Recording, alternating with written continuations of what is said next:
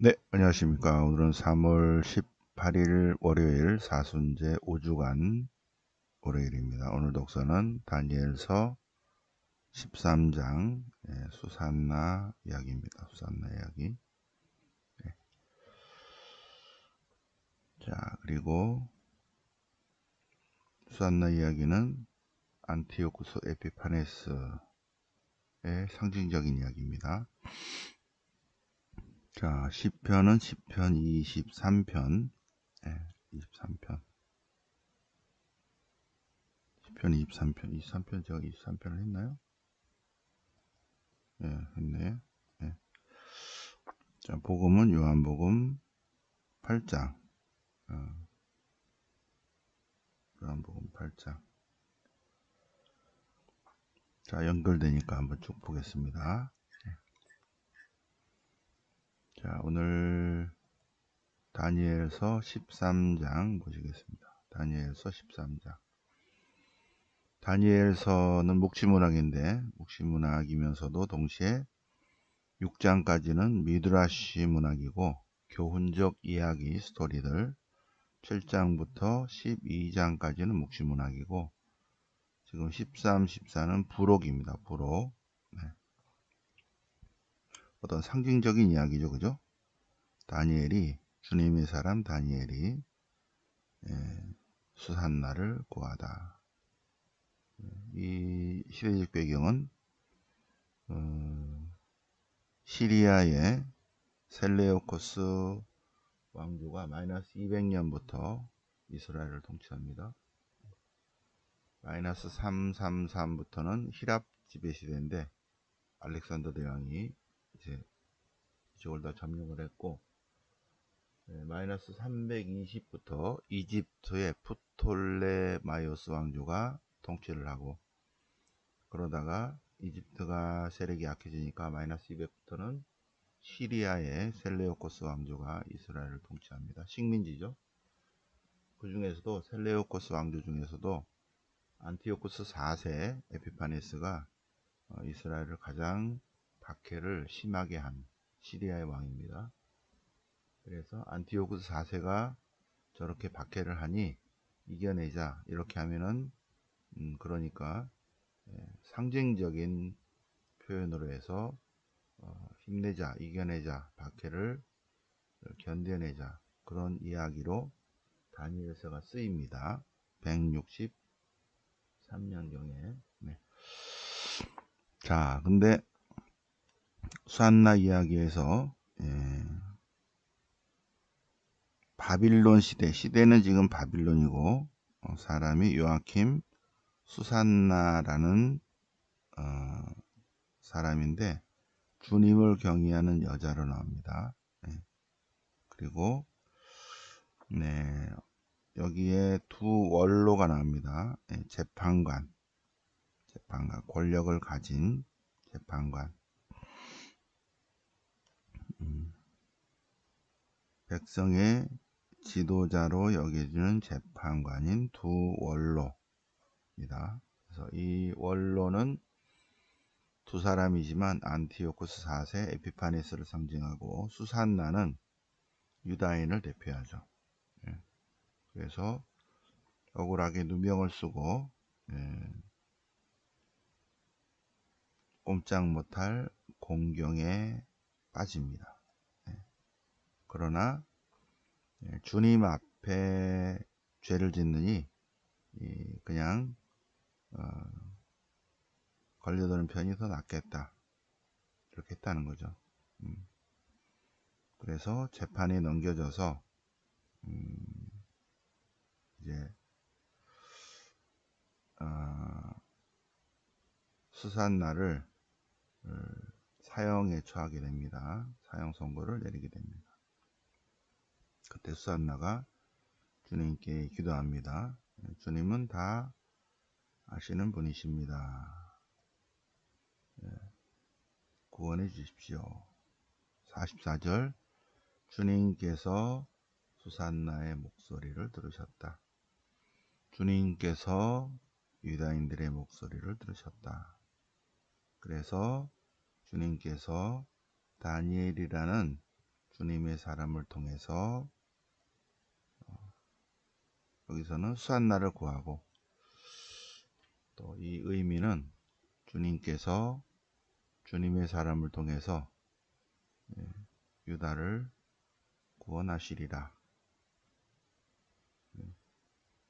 그러니 박해가 와도 주님께 죄를 지지 말고 이겨내자. 자, 그래서 다니엘이 신문을 하면서, 이야기의 흐름은 그래요, 그죠? 하면서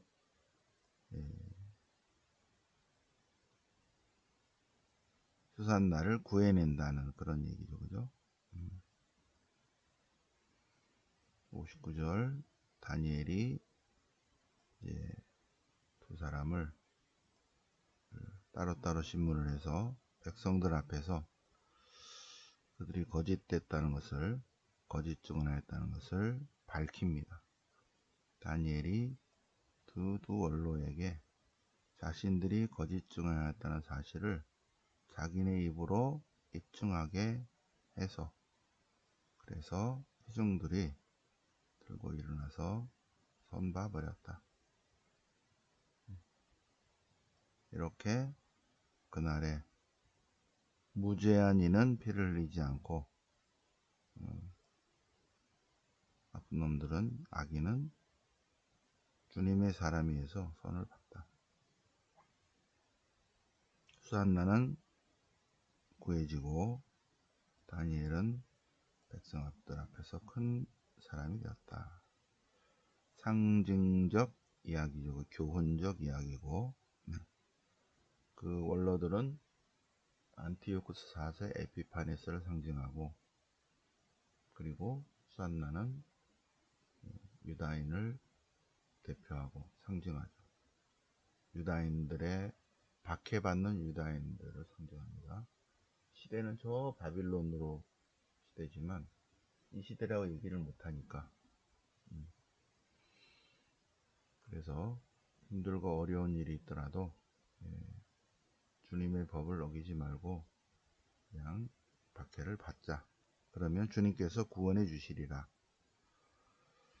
는 것을 이야기 형식으로 백성들에게 깨우쳐 주고 있습니다. 굉장히 힘든 시기죠. 167년부터 안티오쿠스 4세 에피파네스 통치가 시작이 돼서, 이때가 이제 마카베 항쟁이 벌어지는 때입니다. 자, 시편은 시편 23편, 주님은 나의 목자, 아쉬울 것 없어라.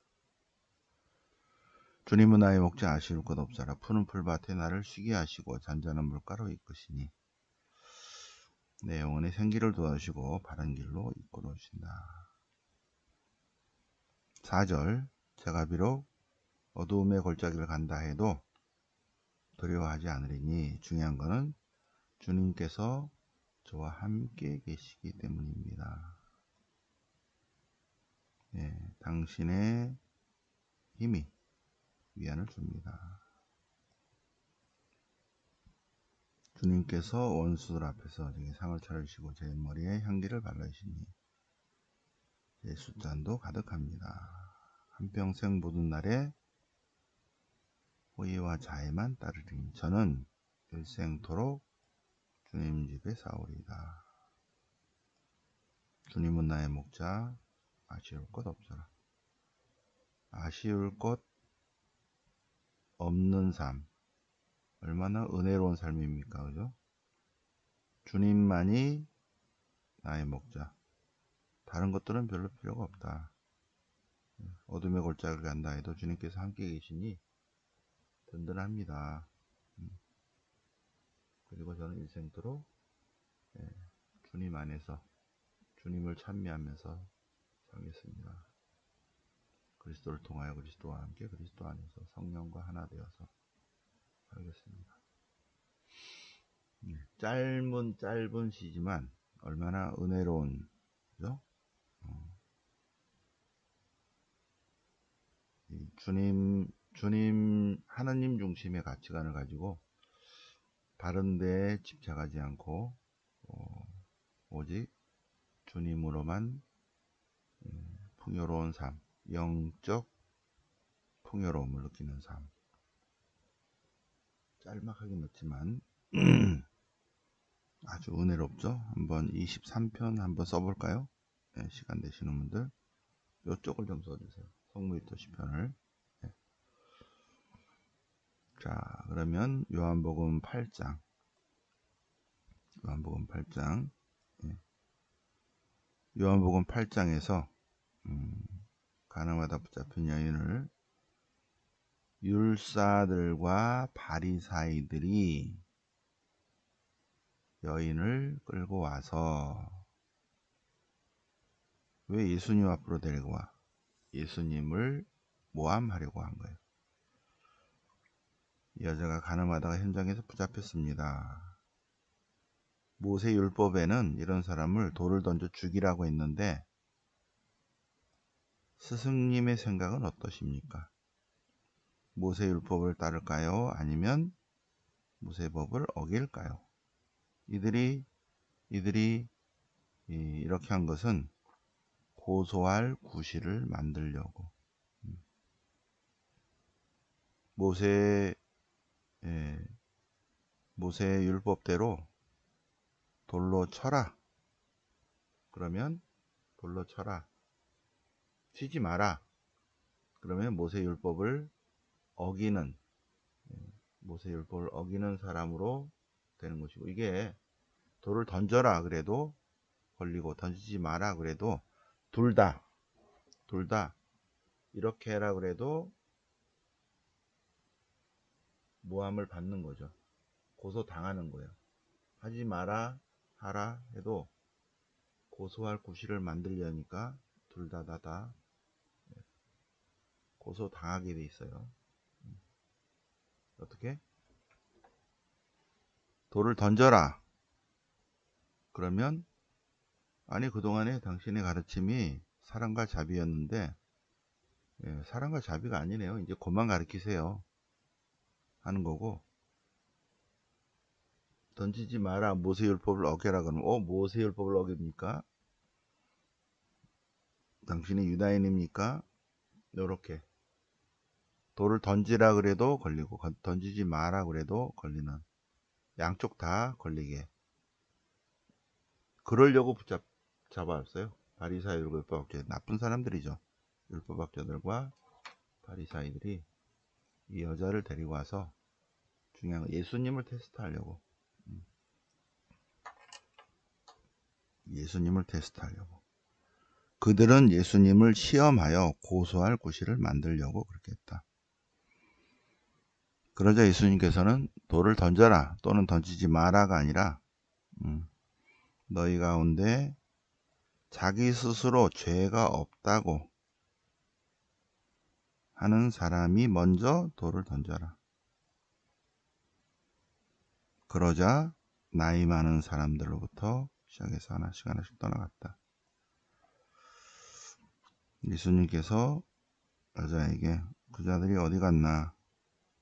단죄한 자가 하나도 없느냐? 없다. 없습니다. 예수님께서 나도 너를 단죄하지 않는다.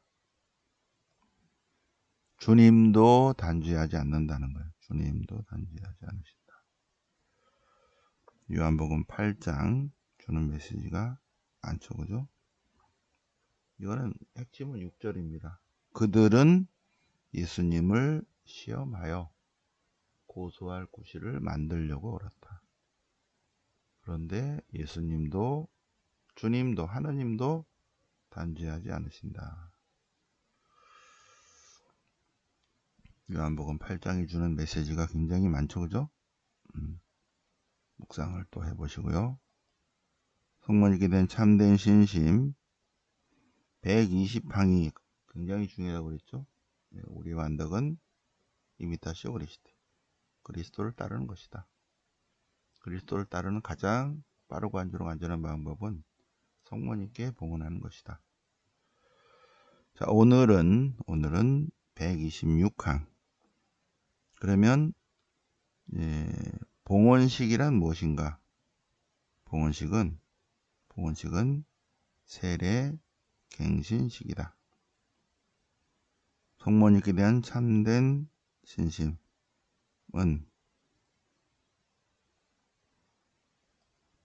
세례 갱신식을 뜻한다. 126항에서 우리나라하고 약간 다른 상황인데 주로 유럽 쪽에서는 유아 세례를 받아요. 유아 세례. 그럼 세례 받을 때는 주로 누가 신앙 고백하냐면 대부모가, 예, 자기 입이 아니라 대부모의 입으로 끊어버립니까? 끊어버립니다. 믿습니까? 믿습니다. 했다는 거예요. 이건 유럽 상황입니다. 그래서 자기 입으로 안 했는데 세례 갱신식은 자기 입으로 봉헌한다. 그 얘기입니다. 그래서 더 완전한 봉헌이다. 네. 우리 자신을 마리아의 손을 통해서 예수님께 바치는 건데 자기 입을 통해서 대부모의 입이 아니라 대리인이 아니라 우리 스스로 자발적으로 명백히, 예, 성모님을 통해서 예수님께 봉헌하는 것이다. 그래서 더 완전한 봉헌이다 는 것입니다. 여기 나오죠? 예, 세례 때에는 대부모를 통하기 때문에 자기 자신이 완전히 그렇게 봉헌하지 않았는데 세례 갱신식은 본인 스스로 자기 입으로 자기의 완전한 자유를 가지고 마리아를 통해서 예수님께 봉헌하는 것이다. 여기서 토마스 아퀴나스 성이 나오고 아우스틴 성이 나옵니다. 우리가 세례 때 서약하는 것은 가장 큰 서원이다. 세례 때 서약은 최초이며 최종적인 약속이다. 그런데 세례 받고 나서 세례 때 약속을 충실히 지킨 사람이 누군가? 그런 사람이 있나? 다 까먹고 지키지 못한다. 약속과 맹세를 잊어버리고 그리고 주님을 잃어버린 삶을 산다. 그래서 가장 좋은 방법은 세례 갱신식이다. 세례 갱신식이다. 그래서 갱신하는 것이 가장 좋다. 그래서 공의회와 교부들과 또 이러한 많은 신학자들이 세례 때 약속을 계속할 수 있는 가장 탁월한 방법은 세례 갱신식이다. 그래서 세례 때의 약속을 기억하게 하는 거예요. 그리고 서약을 갱신하도록 하는 봉헌식이 아주 중요하다. 그 중에 가장 완전한 방법은 마리아를 통한 것이다. 130항까지 126부터 130까지 세례 때 한 약속을 잊어버리고 잃어버리기 때문에 그래서 세례 갱신식이 중요한데 세례 갱신식은 봉헌식 때 이루어진다. 봉헌식의 핵심은 세례 갱신식이다. 세례 갱신입니다. 세례 갱신. 126항, 130항까지 다시 한번 손으로 한번 써 보시고요. 천천히 묵상하시고 오늘 월요 성경에 공부하러 오시기 바랍니다. 온라인으로 듣는 것보다 현장으로 오시는 것이 훨씬 더 은혜롭습니다. 오늘 못 오시면 화요일 서강대로 오시면 되십니다. 네, 영광이 성부와 성자와 성령께 처음과 같이 이제 항상 영원히 아멘. 성부와 성자와 성령의 이름으로 아멘.